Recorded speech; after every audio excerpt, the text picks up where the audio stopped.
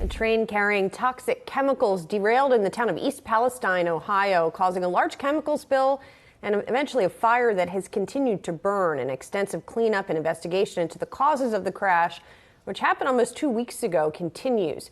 Train operator Norfolk Southern faces questions about its role in the crash and the financial risk as expenses balloon. Joining us with more is Andrew J. Whelton. He's professor of civil, environmental, and ecological engineering at Purdue University's Lyles School. Thank you so much for being here, Andrew. I think people still have a lot of questions about this, why it happened, what happened in the aftermath, that, what the decision that was made to set the chemicals on fire to try to get rid of them and avert an explosion, et cetera. As you look back at this situation, did they make the best choice? Well, thank you for having me. There were just terrible decisions you had to make. One was you allow the rail cars to explode on their own and then gaseous clouds move through the community. Or the other one is try to do some type of controlled release and combustion. It was just a tremendously challenging issue. And I think the officials made the right decision by evacuating people and making people aware of the risk. They've since said in some of these instances, though, that it's safe for people to return to their homes, but we know that there's a residual impact as well. When you think about the environmental planning that takes place around so much of the engineering to make sure that some of these railways can continue to operate, how does this change that type of planning going forward after an instance like this? So rail is an important transportation asset for the nation. We move materials across the country, and if we weren't going to put it on rail, we would put it on roadways, we would put it on barges and ships. So we need to use rail. One of the issues, and I'm looking forward to seeing the investigation to the root cause analysis of what happened. But pivoting back to really the issues that are really serious right now is the ongoing health risk to the community. What's in the air, what's on the ground, around the spill site or downstream, and what's in the waterways, and how can we make sure that people aren't substantially harmed by this?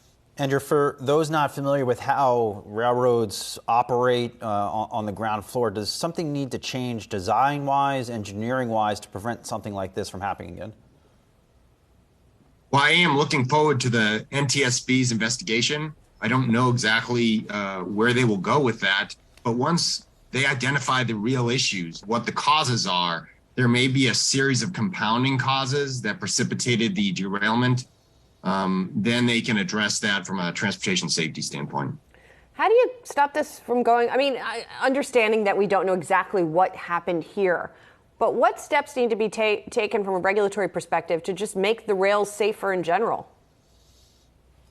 Well, I think Governor DeWine's comment yesterday at his press conference indicating that his state was not told about the materials of flowing through their state and the hazards that they posed is an issue. I think there's also another issue where, as an emergency responder and emergency management professional, you need to think about if we combust these materials, maybe they're not hazardous when we move them, but how we treat them, we may actually generate hazardous materials after that. And then we may have to deal with it from a public health and safety standpoint. There's been much more focus around air quality, and especially as it relates to where some of either highways or either transportation mechanisms, such as railways, are placed in relation to where people live at. And so all of that considered and the focus on that air quality, people just want to know, is it safe for them to actually go back home right now, too? And that is definitely a question that needs to be answered. I haven't seen enough information yet to really understand what the officials have done, what evidence they use to make those decisions, and what they're doing right now. That, unfortunately, has been one of the lessons learned from this incident.